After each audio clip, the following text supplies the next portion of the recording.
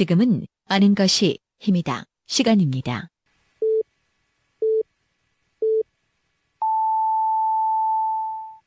Welcome to the best podcast. Knowledge. It's power.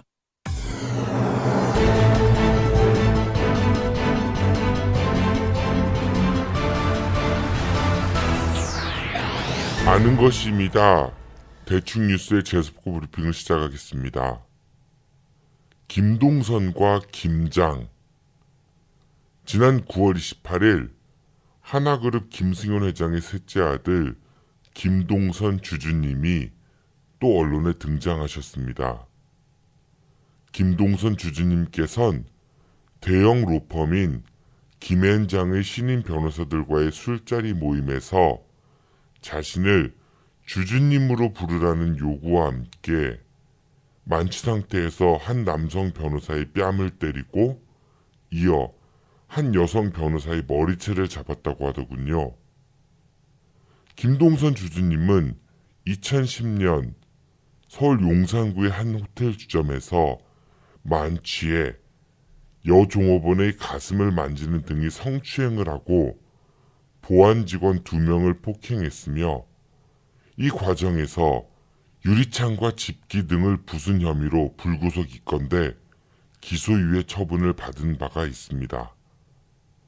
당시 김동선 주주님의 춘추는 21세였습니다. 21살에 호텔 주점에 가서 이런 호연지기를 보여주시다니 참으로 놀랍습니다. 그리고 더욱 놀라운 건 기소유예 처분이라고 생각합니다. 그럴 리야 없겠지만 만일 정 PD가 그랬다면 기소유예 처분을 받을 수 있었을까요? 또한 김동선 주주님은 2017년 1월 5일 새벽 3시 30분경 서울 강남구 청담동에 있는 한 술집에서 술에 취해 남자 종업원의 뺨을 2대 때리고 다른 남자 종업원의 머리를 2~3차례 때렸다고 합니다. 이에 경찰이 출동해 현행범으로 체포해 경찰서로 호송되던 중 순찰차 내부 유리문과 카시트를 박살내셨다고 하더군요. 이 사건으로 김동선 주주님은 구속되었지만 1심에서 징역 8개월에 집행유예 2년을 선고받고 3개월 만에 풀려나셨습니다. 그리고 집행유예 기간 중 김동선 주주님은 또다시 만취 상태에서 폭행 시비에 휘말리셨습니다. 집행유예는 무죄가 아닙니다. 그리고 집행유예 기간에 범죄를 저지르면 더욱 가중처벌을 받게 된다는 건 법을 잘 모르는 재석보가 봐도 상식적인 일이라고 생각됩니다. 그런데 경찰은 김동선 주주님에게 무혐의 처분을 내렸습니다. 김앤장 소속의 피해 변호사들이 김동선 주주님의 처벌을 원치 않는다는 진술을 했다고도 하더군요. 변호사들은 법을 수호하는 최전선에 있는 사람들입니다.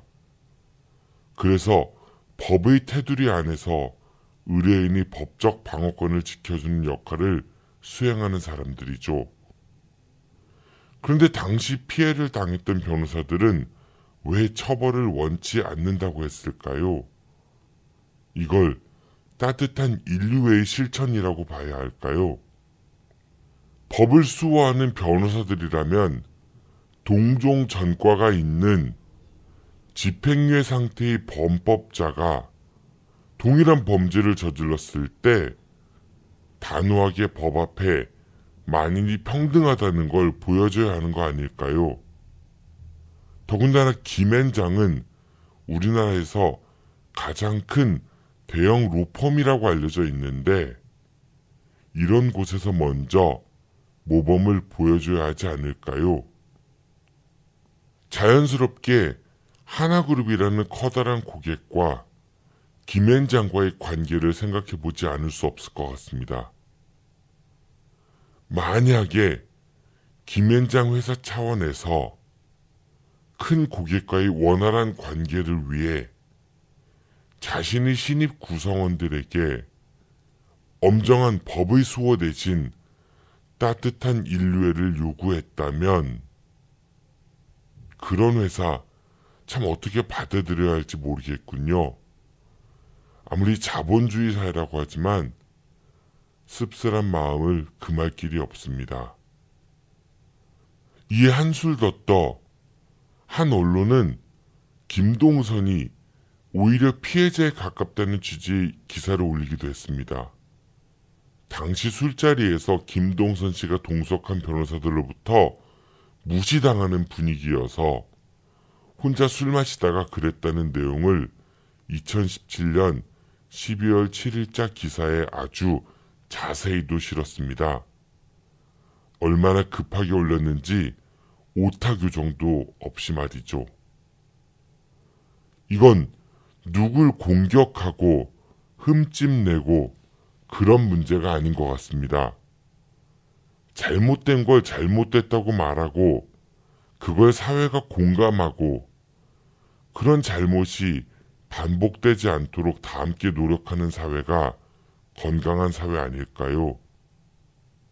김동선 주주님과 김앤장을 보면서 좀 많이 답답했고 화났고 속상했고 그렇습니다. 오늘의 재석고 브리핑이었습니다. 지금 여러분들의 자동차는 안녕한가요?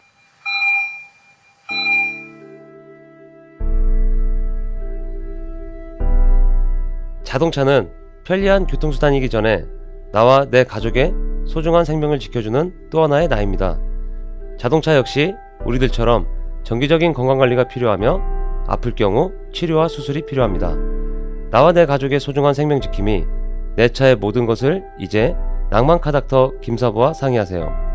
자동차의 돌담병원 북대전 모터스에 오시면 내 차의 모든 것이 편안합니다. 내 차를 위한 엑스레이, CT, MRI 등 최신 장비와 대한민국 최고의 자동차 엔지니어인 저 낭만 카닥터 김사부를 만나실 수 있습니다. 북대전 IC에서 테크노밸리 방향 언덕 위의 하얀 집, 정신병원 아닙니다.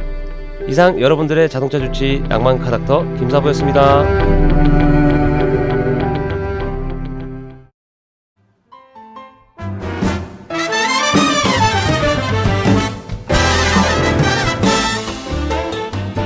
안녕하세요. 관저동에 위치한 에드엠 실용음악학원입니다.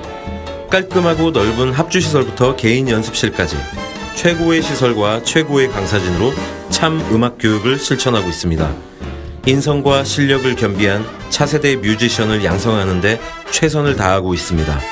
아울러 공연장을 함께 운영하고 있어 여러 방면으로 많은 경험을 할 수 있도록 노력을 기울였습니다.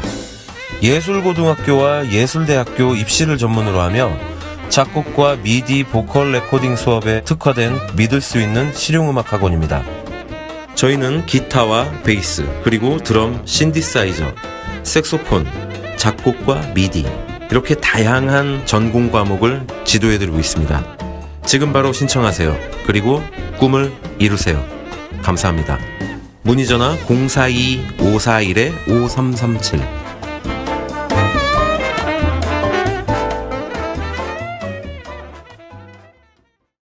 대전엔 갈 곳이 없다는 편견을 날려버리기 위해 준비해보았습니다. 한경수 작가와 임재근 팀장의 띠동갑내기 여행하기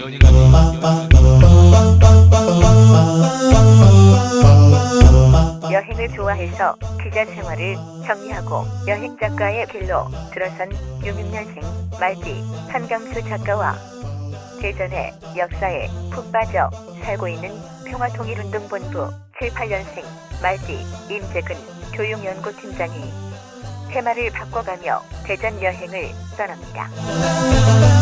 지금 카카오톡에서 아는 것이 힘이다를 신고 추가하시거나 팟빵이나 유튜브, 페이스북에서 아는 것이 힘이다를 검색해주세요.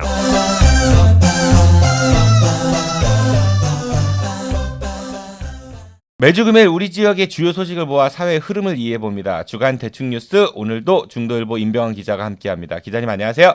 예, 안녕하세요. 그 기자님이 드디어 제 밥그릇 사실 이게 밥그릇도 없는데 밥도 없는데 네. 그릇도 없는데 그거를 한번 넘보시는 것 같아요. 어제 보니까 네.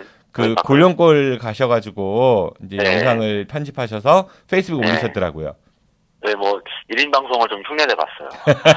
아니 왜 자꾸 제 영역을 침범하시려고 하세요? 이거 진짜. 제가 이 골룡골 동영상을 만들고 제가 임재근 선생님한테 뭐 사전에 감수를 받았어요. 제가 했던 멘트나 자막을 괜찮을까 그래서 몇 가지 좀 지적을 해줘서 수정을 했는데 임재근 선생님도 똑같은 말씀하시더라고요. 아는 것이 입니다에 네. 이거 대적할 만한 뭐가 나왔다고 아유. 그렇진 않아요, 근데. 네. 그래도 우리가 이제 산내 골룡골이 대전에 있는 곳인데, 그거를 모르시는 시민들이 굉장히 많습니다. 아직도. 네, 그렇죠. 그거에 대해서는 우리 지역 언론들도 끊임없이 조명을 좀 해주실 필요가 있을 것 같고, 또 임병환 기자님이 그런 역할을 해주시는 것 같아서 참 저도 감사드린다는 말씀을 꼭 드리고 싶고요. 더불어서 저희 그 아힘TV의 아는 것이 그 힘이다. 그 텔레비전 프로그램 있죠. 인터넷 방송. 띠동갑내기 여행하기 전쟁편에서 또 다녀왔어요. 아마 이번 주 토요일 방송에는 안 나갈 거고 다음 주 토요일쯤에 편성편에 들어갈 예정인데 보시면은 좀 더 자세한 내용들을 확인할 수 있을 것 같습니다. 전문적인 내용이 담겨 있겠네요. 아무래도 임재근 선생님이 가서 그냥 찍었어요. 임재근 선생님이 설명한 거니까 뭐 아무래도 그 분야에서는 대한민국 최고의 전문가라고 제가 인정하고 싶진 않지만은 그동안 현장을 많이 다니셨고 관심도 많으셔서 공부를 많이 하셨더라고요. 네, 뭐 그분은 그 분야는 대한민국 최고의 전문가라고 제가 감히 말씀드릴 수 있을 것 같습니다. 그리고 우리가 이제 지난번에 패널들 모여서 송년회 했었잖아요. 네. 그 중도일보의 임효인 기자님하고 재벌백화사전 새로 합류하시는 임효인 기자님하고 두 분이 또 공교롭게 중도일보 기자시고 또 임씨예요. 네. 그 제가 임남매라고 제가 임남매라고 이렇게 칭해 드렸는데 두 분이 또 듀엣곡을 하셨어요. 그대 안의 블루. 그리고 다들 노래를 하나씩 또 하는 분위기라서 뭘 해야 될지 한참 고민하다가 또 저 혼자 올라가야 되나 했는데 또 임효인 후배 기자를 같이 올라가라고 해서 무대에서 남녀 커플로 무슨 노래 부를까 하다 그게 갑자기 생각이 났어요. 그대 안의 블루 참 인상적이었고요. 제가 동영상으로 촬영을 했는데 공개는 안 하고 있거든요. 네. 나중에 말해서 휴대폰에서 좀 제가 몰래 삭제를 좀 해야 되겠습니다. 혹시 저한테 이제 뭐 잘못 보이시거나 그러면 제가 바로 공개하도록 하겠습니다. 이번 한 주간은 우리 지역에 어떠한 뉴스들이 주요한 뉴스들이 있었나요? 네, 먼저 그 대전에서 그 현재 3거리인데 앞으로 이제 4거리로 바뀔 곳이 있습니다. 이곳에 평면 교차로를 만들 것인지 아니면 교차로 위에 다리를 놓아서 입체화를 할 것인지 지금 논쟁이 벌어지고 있습니다. 유성구 도시철도 구암역과 유성 톨게이트 사이에 장대 3거리를 말하는데요. 장차 유성복합터미널이 만들어질 것을 대비해서 현재 농경지이자 앞으로 복합터미널이 만들어질 방향으로 왕복 8차선의 도로를 개설해 장대 3거리에 연결할 계획입니다. 내년 착공할 예정입니다. 그러니까 평면 교차로는 그 횡단보도 있는 걸 얘기하는 거고 입체 교차로는 육교 있는 걸 얘기하는 거죠? 네. 그렇죠. 지금 논쟁을 보면은 3거리에서 4거리로 바뀌게 되는데 어떤 특정 단체는 그 다리를 놔서 이제 육교로 이제 바꾸자, 입체로 하자 이런 주장을 하고 또 반대 입장에서는 돈이 더 많이 든다. 그리고 원래 애초 계획이 그 횡단보도 그리는 평면 교차로였으니까 그대로 가야 된다. 뭐 이렇게 대립을 한다면서요. 그 내년 착공을 앞둔 장대 3거리의 평면 4거리 교차로 건설 계획은 이미 2014년에 결정이 됐는데요. 실시 설계를 거치고 행정 절차를 밟으며 이제 3년 만에 사업비를 받아 이제 착공은 내년에 하는 겁니다. 최근 교차로의 설계 변경을 요구하는 쪽은 대전시 개발위원회라는 곳인데요. 최초의 원안이 육교를 놓는 계획이었는데 주민 설명회를 거치는 과정에서 평면 교차로로 바뀌었다며 교통체증이 우려되니 육교를 놓자는 원안으로 돌아가자는 주장입니다. 그러면서 평면 방식의 교차로 때 교통량 분석에서 2030년쯤이면 교통 서비스 수준이 F등급으로 떨어지고 통과 대기 시간도 2분 정도 지체될 것으로 전망된다고 밝혔습니다. 아무래도 그 도로 위에 횡단보도가 그려져 있는 것보다 육교가 있으면 신호등 체계에 있어가지고 사람들이 네. 건널 때 근데 사실 이게 사람들은 그렇게 건너가도 차들은 신호 대기를 해야 되는 거잖아요. 그러니까 그렇게 생각하면은 이게 교통 대란 관련해서 과연 얼마큼 효과가 있을까 이런 궁금증은 좀 들기도 하고요. 그 17차례 주민 설명회 끝에 결정된 그 평면 교차로 계획을 일부 단체에서 이렇게 문제를 제기한다고 해서 이게 이미 결정된 건데 다시 또 쉽게 바뀔 수 있는 건 아닌 것 같고 네. 그 조금 전에 말씀드린 대로 사람들이야 신호대기 안 하고 건널 수 있지만은 차량들 같은 경우는 신호대기를 받는 거에 있어서는 뭐 다른 차이는 없는 것 같은데요. 이체 교차로보다 평면 교차로가 교통 체증에 취약할 수밖에 없는데요. 이를 저감하기 위해 좌회전 차선을 더 늘리고 세종과 구암 양방향의 차선을 확대해 12차선으로 건설한다는 계획을 보강을 했습니다. 그 결과 교통 서비스 수준을 다시 평가해 보니 평면 교차로와 이체 교차로 모두 교통 서비스 수준이 D등급으로 나왔고요. 또 착공을 앞둔 시점에 설계를 변경할 경우 지금까지 확보한 국비를 반납하는 문제나 육교 건설에 대한 추가되는 예산은 대전시의 재정으로 감당해야 된다는 문제가 있습니다. 그러니까 이미 결정이 됐고 또 설계까지 다 돼서 시작 삽들려고 하는데 갑자기 또 이렇게 얘기가 나온다고 하면은 그리고 이제 그걸 결정하는 과정에서도 여러 차례 이제 그 주민 의견 수렴 과정도 있었다고 했고 이번 논쟁에서 대전개발위원회라는 단체가 이제 주로 이런 목소리를 낸다고 하는 것 같은데 지난번 저희가 대전 상징탑 건설 제안이 있다는 소식을 전할 때도 그것도 대전개발위원회 주체였었는데 대전개발위원회 뭐 이름만 들어서는 뭐 개발을 하는 곳이겠죠. 뭐 어떤 단체죠? 예, 그 낙후된 대전을 바꿔보자는 취지로 1973년 출범한 단체인데요. 도시개발을 전담할 기관의 필요성을 부각해서 대전도시공사 출범을 주도적인 역할을 했고요. 대전산업단지와 대덕산업단지 유치를 했고 지역의 줄인 선양소줄 탄생을 이끌었으며 대전공설화장단 건설 등에 기여를 했습니다. 최근에는 국제과학비즈니스벨트 대전 유치 활동에도 적극적으로 동참을 했는데요. 이번에 장대삼거래 설계 변경 요구에서는 다소 논란의 대상이 됐습니다. 회장과 부회장을 비롯해 사업을 실체 추진하는 운영위원회 상당수가 건설 관련 업체를 운영하거나 참여하는 인물입니다. 운영위원 12명 중에 8명이 모두 건설업 관련 인사입니다. 이게 이제 그 기자님이 조금 전에 뭐 대전 산업단지 이런데 뭐 네. 건설 뭐 기여했고 이런 얘기 하시는데 기여도 했지만은 또 그걸 통해서 많은 이득을 보시기도 했겠죠. 건설을 하는 거니까 아무래도 그렇죠. 그래서 지역에서 그냥 개발에 있어서는 목소리를 냈고 어느 정도 성과도 있었던 어떤 그런 단체라는 설명이고요. 그러니까 개발 업체들 하는 얘기가 어디를 개발해서 뭐 그 발전에 기여했다라는 이야기를 상당히 많이들 하시는데 기여한 만큼 그분들도 많은 이득을 얻지 않았을까라는 그 양날개를 같이 지적해 주는 게 옳지 않을까 그런 생각이 들고 이미 다 결정이 나고 설계도 완성이 되고 시행하려고 하는데 갑자기 이런 목소리가 나온다. 조금 그냥 선뜻 이해가 잘 가지는 않는 것 같습니다. 근데 이번에는 평면 교차로는 사실상 교통체증을 좀 더 발생할 수 있다는 부분은 좀 그 부분은 뭐 취약한 부분이 있거든요. 왜요? 이번에 그 카이스트교가 이번에 새로 만들어졌잖아요. 네. 그러면서 그쪽에 연결된 부분이 원래 삼거리에서 이번에 사거리로 지금 좀 확대가 됐는데 사거리가 되면서 거기 교통체증이 좀 많이 심해졌다는 거. 맞아요. 그래서 그거를 보면은 여기 장대 삼거리도 앞으로 사거리가 되면 교통체증이 굉장히 심해질 것이다.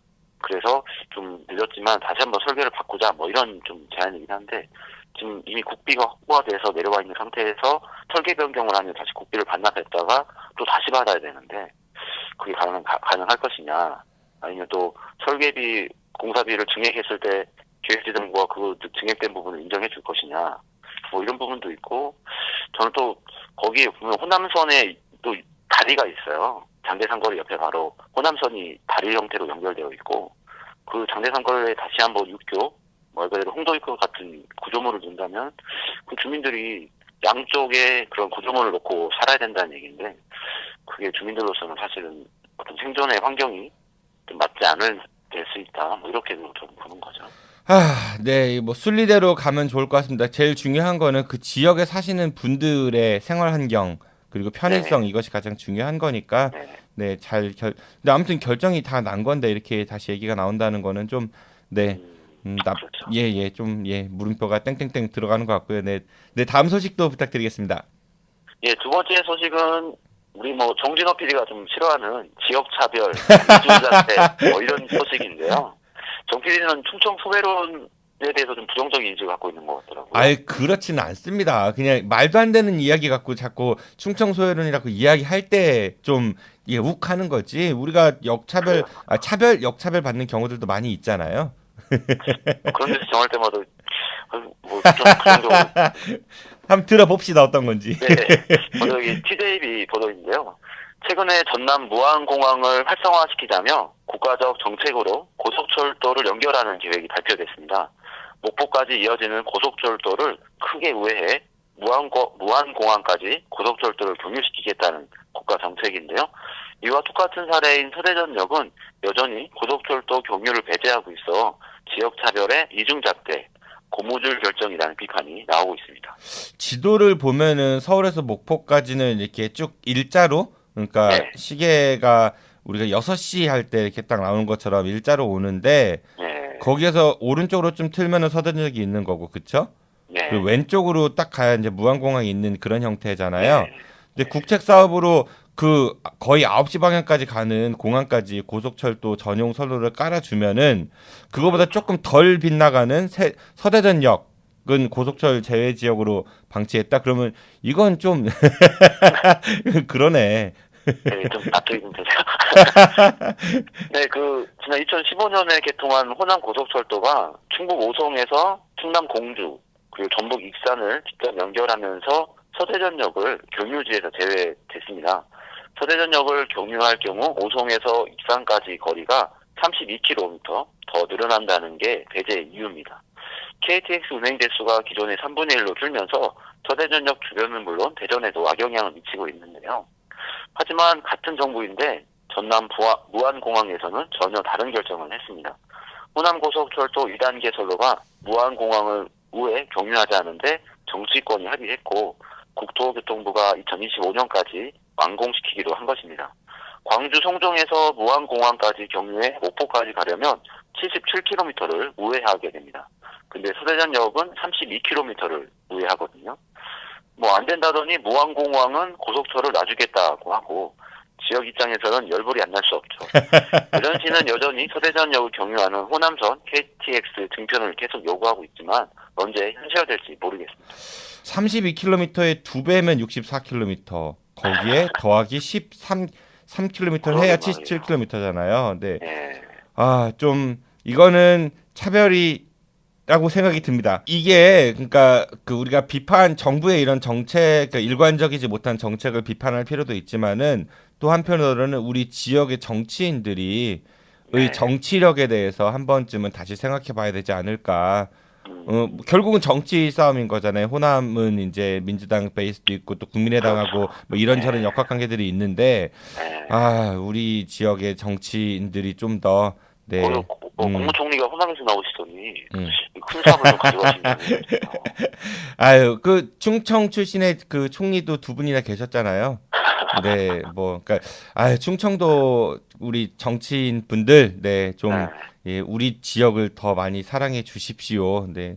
근데 또 하나 위안은 우리는 대전역에서 기차 타고 인천공항까지 갈 수 있고요. 서대전역에서는 앞으로 이제 무안공항까지 갈 수 있구나. 그런 걸로 좀 위안을 삼을까요? 네. 그리고 이제 공공기관들이 이제 지역 출신 대학 졸업자들을 30%인가요? 이렇게 채용하는 그런 이제 쿼터제가 있잖아요.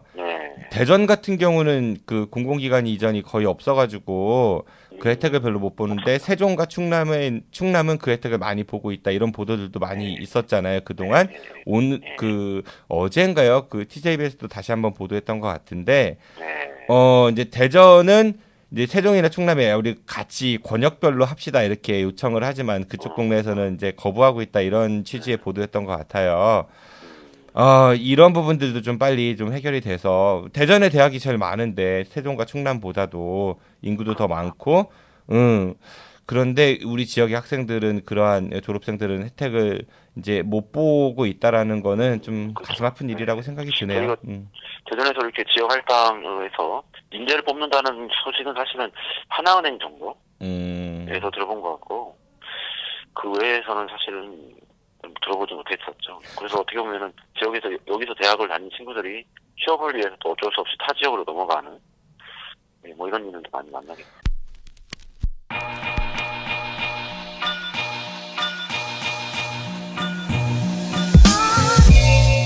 이번 시간은 잊혀졌던 옛 뉴스를 다시 꺼내 오늘의 시각으로 이야기해보는 코너죠.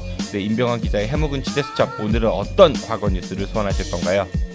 오늘은 대전에서 발생했던 대형 사고 소식을 한번 전해보려고 하는데요. 제가 하나씩 힌트를 드릴 테니까 한번 이게 어떤 소식일까 한번 맞춰보세요. 그러죠. 네, 먼저 이 사고는 단체장이 과시용 행정에서 출발을 했는데요. 무슨 축제? 해외에서 유령 기업과 협약 사진을 찍고 와서 해외 자본을 유치했다고 떠들었거든요. 그리고 시청과 구청 공무원들이 일사불란하게 움직였어요. 원도심에 대단한 변화를 몰고 올 사업이라며 도로 놔주고 폭포도 만들어줄 것이며 주차타워도 세워주겠다고 공약을 했었죠. 물론 공무원 자녀들의 취업 청탁도 여기에 빠지지 않았습니다. 아, 뭔지 알겠다. 뭐 느낌이 오세요? 네네네. 보문산. 네. 예, 맞아요. 네. 보문산에 있던 일인데. 제가 말하려는 대형 사업은 지역 언론에 문제도 있었는데요. 열심히 받아쓰고 확대 재생산했으며 어느 순간은 완전히 내면해 버렸거든요. 2011년 보문산 대전 아쿠아월드 사업을 말씀드리는 것입니다. 이 뉴스가 한 번쯤은 다시 되짚어져야 된다. 저도 그런 생각은 가끔 했었는데 기자님이 드디어 소환을 하셨네요. 네. 처음에는 이게 아쿠아리움 생긴다고 했을 때 막 원도심도 활성화되고 지역경제 창출 효과가 막 이런 뉴스 되게 많이 나왔던 것 같거든요. 근데 뭐 되게 요란했었는데 어느 순간 문을 닫았나? 열었나? 뭐 누가 인수했나? 다시 열었나? 막 되게 복잡한 것 같아요. 네. 그때 임병 기자님이 이거 취재를 전담을 하셨었나 봐요? 네, 저도 이번에 다시 소식을 전해드리려고 좀 뉴스를 보다 보니까 이게 언제 문 열고 언제 문 닫고 다시 재개장하고 뭐 이런 과정이 너무 복잡하더라고요. 그래서 그냥 그런 과정을 좀 생략을 했어요. 그리고 또 좀 이야기를 시작하기 전에 좀 주의사항이 있는데요. 저희가 말씀을 전해드리는 대전 아쿠아월드와 현재 보문산에서 운영하는 대전 아쿠아리움은 사업자 전혀 다른 회사입니다. 옛날에는 아쿠아월드 그리고 지금 아쿠아리움. 예, 아까 우리 리움이라고 말씀하셨지만 네네. 저희가 말씀하는 아쿠아월드입니다. 네. 이 새로운 인수자가 들어와 지금 아주 정석껏 운영을 하고 있어요. 혹시 청취자들의 혼란을 드릴까 말씀드리고요. 그 정 PD 말씀처럼 2011년 대전 아쿠아월드 사업이 시작할 때 제가 대전시 행정을 담당했던 데가 좀 가까이서 지켜봤는데요. 그래도 좀 자기 반성도 많이 했습니다. 반성을 하셨다고 하면 뭐 접대 받으셨어요? 네, 그런 뭐 반성 그런 일은 없었고요. 네. 큰일 난 말씀이었네요. 그런 일 없었고 제가 자기 반성은 이제 기자로서 팩트 확인을 좀 부족했고 이를 확대 재생산하는 게 좀 저도 동참하지 않았나 뭐 이런 식의 반성입니다. 2009년 4월이었는데요. 당시 시장이었던 박성현 시장이 미국에서 레이놀즈사와 대전 아쿠아월드 프로젝트라는 이름으로 협약을 체결했죠. 그해 11월 대전 보문산 대사지구에서 시장과 구청장, 의원들이 참석해 기공식을 열었고요. 당시 대전시에서 배포한 보도자료에는 수족관 규모가 4,000톤, 미국 레이놀즈사 7,700종의 사만여 물고기 등이 쓰여 있었는데 이게 언론을 통해 그대로 보도가 됐었죠. 그로부터 2년이 지나 공정거래위원회 감사 결과에선 수족관은 2,700톤이었고 실제 수족관이 훨씬 작으니 물고기 숫자도 시의 홍보보다는 적었을 것입니다. 대대적으로 홍보된 금농돌굴에는 반일 여부가 확정되지 않은 과장 보도였고요. 시장이 바뀌고 여몽철 당시 시장은 2012년 1월 확대 간부에 의해서 대전시 행정에 법적 책임은 없다면서도 아쿠아월드가 대전시의 정책 사업인 줄 혼동을 일으킨 사안에 대해서는 공무원들을 지적한 바 있습니다. 그때 보도 논조로만 보면은 아쿠아월드는 대전시에서 하는 거고 뭐 그렇게 했었던 것 같거든요. 근데 지금 말씀을 들으니까 좀 뜻밖이라는 생각도 들고 아쿠아월드 법적 문제도 되게 복잡했던 것 같은데. 뭐 수족관 형태의 관광 명소가 지역에 생긴다니 가장 먼저 공무원들이 자녀 등의 취업을 해당 업체에 청탁을 했던 바가 있고요. 이게 나중에 문제가 됐죠. 검찰은 서기관부터 부의사관까지 친인척이나 지인의 취업 청탁을 한 공무원을 적발한 바 있습니다. 또 원래는 보문산 방공시설의 수의계약 형태로 민간 기업의 소유권이 넘어갔는데 이게 해당 기업이 외국인 투자기업이라는 특별한 경우라서 가능했습니다. 이 역시 감사원 감사에서 미국 법인의 투자 지분은 전체의 2%에 불과했다고 밝힌 바 있죠. 이 밖에도 교통영향평가 대상임에도 이를 편법으로 누락했다는 감사원 지적을 받기도 했고요. 대전시가 뭐 책임이 없다 이렇게 얘기를 한다 하더라도 이거 허가 내주고 같이 발 담근 거는 분명한 사실인 거잖아요. 그렇게 말하면 네. 너무 좀 무책임한 게 아닌가. 책임이 없다가 무책임이니까 스스로 무책임하다라고 이렇게 주장했던 것 같은데 제일 걱정인 거는 상가를 분양받았던 분들이 아닐까 싶습니다. 예, 제가 오늘 이 소식도 전달을 드리는 것도 그 피해 상인들 때문인데요. 지금 아쿠아월드가 4년여 공백을 뒀죠. 지난 2015년 12월 문을 다시 열었죠. 대구에서 골프장을 조성하고 운영한 노래한 기업인이 골프장을 접고 대전 아쿠아리움을 재개장해 운영하고 있는데요. 문제는 2011년 당시 아쿠아월드와 함께 만들어진 상가를 분양한 상인들은 아직 피해를 회복하지 못했다는 점입니다. 제가 이제 반성하는 부분도 이 부분 때문인데요. 2012년 한 달 정도 장사를 해봤을까요? 그 다음부터는 지금까지 일체 문을 못 열고 폐업한 상태입니다. 4,000톤 국내 최대 수족관이라든지 우물령, 독점 상가 이런 식으로 장치 허위 광고를 하고 대전시에도 보도 자료가 쭉쭉 나오니까 지역 언론들도 이거 열심히 받아 쓰고 이러한 소식을 믿은 시민들 몇 명이 평당 2억 원가량의 상가를 분양받았다가 지금 상당한 피해를 보고 있는 거죠. 지금 상가를 분양받은 분이 한 30명가량이 되는데요. 이분들의 피해 대금이 한 95억 정도 됩니다. 한 명에 한 3, 4억 원씩 투자를 하고 지금 아무런 소득이 없다는 얘기죠. 아쿠아월드가 아쿠아리움이라는 이름으로 다시 문을 열었지만 이곳 상가는 문 연 곳이 하나도 없습니다. 감사원도 예전 아쿠아월드가 과장 광고로 사기 분양을 했다는 판단을 내렸지만 회사는 도산에 상인들에게 돌려줄 돈이 없었습니다. 정말 복장 터질 노릇이네요. 네. 제가 아는 분 한 분도 이 당시에 이렇게 상가 하나 분양받아서 커피숍 할까 한참 고민하시다 결국 안 하신 분이 있거든요. 그때는 노른자다 이런 얘기 되게 많이 했었었는데 상인들은 정말 답답하겠습니다. 대전시를 상대로 소송을 낼 법도 할 것 같아요. 네, 소송이 정말 많았는데요. 상인들은 분양받을 때 대전 아쿠아월드 사업이 대전시의 정책 사업인 줄 알았다는 부분을 법원에 적극적으로 호소했는데 결과적으로 이게 좀 받아들여지지 않았어요. 상인회를 이끄시는 분 중 대전에서 학교에서 교장 선생님으로 퇴직하신 분이 있는데 이분은 상가 2개를 한 8억 원가량의 분양을 받았는데 말 그대로 노후 자산을 하나 마련해 놓은 셈이죠. 근데 이거는 지금 말 그대로 재산 가치가 0원이 된 셈이고요. 이분 말고도 은행에서 빚을 내서 분양한 부부도 있었고 그렇습니다만 다들 이제 되돌릴 수 없는 피해를 보고 있는 거죠.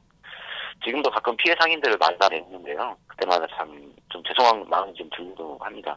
이분들이 기자들이 쓴 지역 언론에서 나온 보도를 보고 말 그대로 청사진 이런 큰 기대를 갖고 지금 분양을 했을 텐데 이게 어떤 이런 피해를 보게 됐으니까요. 아쿠아월드는 대전 아쿠아리움으로 이름으로 이제 다시 문을 열어 대전 관광지로 자리 잡았습니다. 한 올해 보니까 20만 명 정도 입장을 했더라고요. 아직 피해를 회복하지 못한 상인들이 있다는 걸 많이들 좀 알아주셨으면 합니다. 이게 지금 한 꽤 몇 년 지난 일이니까 많이 좀 잊혀져 있죠. 그렇죠. 네, 다시 우리한테 이제 이 뉴스를 소환해 주셔서 감사드리고요. 이제 시장이 내년에 새로 뽑히지 않겠습니까? 선거가 있으니까.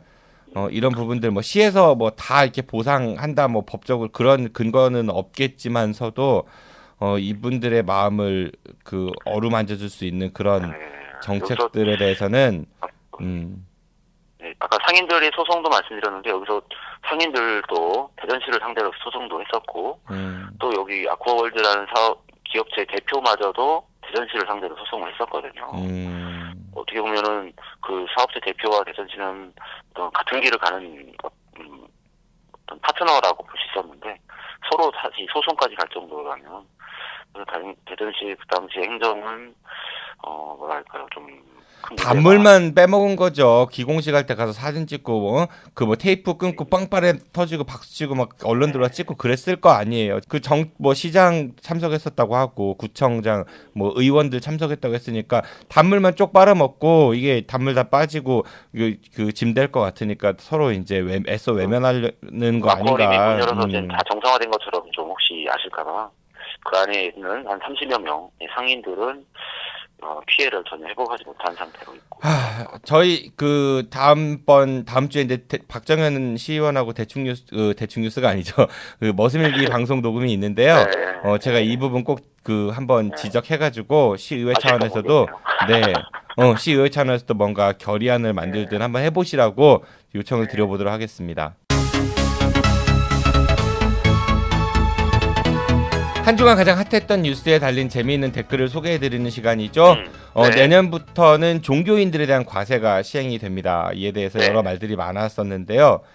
특히 더불어민주당의 김진표, 김영진, 박홍근, 백혜련, 전재수 의원 등 8명, 그 자유한국당 김선동, 안상수, 장재원, 홍문종 의원 등 15명, 그리고 국민의당 이동섭, 박주선, 조배숙, 박준영 의원 등 4명, 그리고 바른정당 이혜원 의원 등 총 28명의 국회의원들이 종교인 과세 유예를 위한 소득세법 일부 개정 법률안을 제출했다가 여론의 문매를 맞기도 했었죠. 최근 SBS 보도에 따르면 개신교 의견을 최대한 반영하고 종교 활동비 비과세 방안을 포함한 입법 예고를 하겠다는 문서를 기재부가 개신교 측에 전달했다고 합니다. 이 뉴스에 대한 네티즌들 댓글을 좀 소개해드리려고 하는데, 기자님은 우선 종교인 과세 우리도 얘기했었잖아요, 그렇죠? 네. 어떻게 생각하십니까? 기자님이 네티즌이라면 어떤 댓글을 하시겠어요? 근데 이걸 종교인의 과세를 하는 게 큰 원칙을 개세주의라고 하더라고요. 예, 국민 개세주의. 예, 좀 시원한 말인 것 같아요. 네. 글쎄 세금이 없었다는 게 오히려 좀 깜짝 놀랄 소식이 아닐까요? 세금이 당연히 있어야 될 분야이겠죠. 그 댓글을 세게 안 다시는 것 같은데, 그 네이버 아이디 SHIN 땡땡땡땡님은요, 큰 교회는 대기업이라고 보면 된다, 이런 글을 남기셨어요. 공감이 가죠, 네. 그리고 아이디 JONG 땡땡땡땡님은 군부 독재 때 뭐했지? 개독교 좀 싹 쓸어보라지, 이런. 네. 그러니까 기독교가 하도 이제 얘기들이 많으니까 일부 거대 대형 교회들 이런 분들 때문에 전체 기독교가 좀 욕먹는 그런 것도 있는 것 같아요. 심한 분들은 개독교, 개독 이런 얘기도 많이 하는 것 같고. 그리고 아이디 SSE 땡땡땡땡님은 기업형 회장 목사들은 회개하라. 네. 심지어 그 여의도 순복음교회 같은 경우는 그 아들이 스포츠투데이라는 신문을 또 했었었죠. 가장 선정적인 그 광고들도 많이 실었던 신문이라고 알려졌었는데, 지금은 폐간됐지만은 거긴 또 가족 간의 소송도 많이 진행 중이고요. 아이디 BOGO 땡땡땡땡님은요, 종교활동비는 업무 추진비에 준해서 회계 처리하고 비용으로 인정하도록 해야 하며, 그러니까 목사를 먹사라고 표현한 것 같아요. 먹사가 개인적 용도로 사용한 금액은 먹사의 소득으로 간주해야 한다. 사악한 종자들아 회개하라, 이런. 근데 종교인들이 모두 다 이렇게 세금에 대해서 반대하는 건 아닌 것 같더라고요. 대부분의 종교인들은 찬성을 하고 있습니다. 일부 기독교 대형 교회를 중심으로 해서 그쪽만 반대를 하고 있는 거죠. 그 아이디 ZINI, Z입니다. 땡땡땡땡님은 종교 활동비 비과세에 공무원한테 문서를 요구? 지랄 떤게 눈에 보이는구만. 목사냐 양아치냐 이런. 예, 그 해당 목사님이 그 언론 보도 뉴스에 보면요, 직접 말하는 장면이 영상으로 나오거든요. 그분에 대해서 이야기한 것 같고요. 과세할 때도 그 종교활동비라는 명목에 있어서는 과세를 하지 않는 부분을 좀 남겨놨더라고요. 네네. 그러니까 교회에서 그 소득으로 보기가 좀 애매할 수도 있으니까, 예를 들어서 지출을 할 때 지출 항목을 뭘로 잡느냐가 중요하다는 얘기인데, 어떤 종교활동비로 잡는다면은 과세하지 않겠다는 거는 사실 조금 어떤 여백을 좀 남겨놓은 거라서, 그거는 바람직한 것 같다는 생각이 들긴 합니다. 왜냐면은 종교인 헌금 걷어가지고 이렇게 독거노인들 이렇게 밥을 드린다든지 이런 비용으로 쓴 건 인정을 해줘야죠, 당연히. 종교활동비로 볼 수 있겠죠. 근데 그런 거잖아요. 우리가 어떤 종교활동, 신에 대한 어떤 종교에 대한 쓰인 돈, 이 돈이 과연 과세 대상이냐, 그거 가지고 지금까지 논쟁을 해왔던 거잖아요. 네. 근데 이게 큰 틀에서도 이건 역시 과세가 돼야 된다는 어떤 공감대가 만들어서 이번에 입법이 된 건데, 여기서 말 그대로 이제 종교활동비, 이게 과연 봉사활동의 돈을 말하는 거냐, 아니면 어떤. 그렇죠. 그게 조금 애매할 수는 있는데, 그러니까 우리가 이제 상식적으로 공감할 수 있는 부분이 있고, 근데 뭐 예를 들어서 목사님이 뭐 제네시스로 차를 바꿨다, 뭐 이런 거는 종교 활동비를 볼 수 있느냐라고 해서는 또 그런 차를 바꿔서 네. 더 많은 신자들을 확보하거나 교회의 어떤 신을 믿게 하는 활동 중에 하나였다라고 또 뭐 따님의 뭐 유학을 보내줬다라든지 뭐 이런 거는 뭐 종교 활동비를 볼 수 없겠죠. 우리가 상식적으로 공감할 수 있는 선이 있을 것 같아요. 네. 그리고 아이디 KANO 땡땡땡땡님 이분께 조금 센데 마지막으로 이 댓글을 전해드립니다. 수천억 들여 건물 짓고 가업으로 대물림, 파벌마다 교단마다 신학교, 신학원, 선교센터, NGO, 사단법인, 재단법인, 학교법인, 유치원 만들어 놓고 총장, 교수, 교직원, 원장, 회장, 이사장 줄 세워 자리 팔아먹고 교회 돈 빼들려 파벌까지 나눠먹는 개신교, 정부도 눈치 보며 세금 내는 신용만 해달라고 사장하는 권력 집단, 이런 식으로 세게 비판을 하셨습니다. 엄청 세네요. 네. 이런 학교나 유치원이나 뭐 이런 거는 뭐랄까 잘 들어가고 있을 텐데. 취지는 취지는 좋은데 실제 운영이 있는데. 그렇게 안 되는 것도 사실 굉장히 많잖아요. 우리나라 뭐 사학 비리 같은 거 얼마나 많습니까? 네. 아유, 네. 임박 기자님 오늘도 고생 많으셨고요. 네, 주간 대책 뉴스 오늘도 너무 감사합니다. 다음 주 금요일에 뵙겠습니다. 네, 수고하셨습니다. 네, 고맙습니다. 안녕히 가십시오. 네. 지금까지 대책 뉴스의 중도일보 임병환 기자였습니다. 내일은 아힘TV의 찌동감 내기 여행하기 전쟁편 2부가 여러분들을 찾아갈 예정입니다. 6.25 전쟁 당시 이승만 대통령이 대전에 와서 가장 먼저 했던 충격적인 일, 과연 무엇이었을까요? 내일 방송을 통해 확인해 볼 수 있습니다. 지금까지 진행의 정진호였습니다. 청취해주셔서 고맙습니다. 안녕히 계십시오. I'll be back.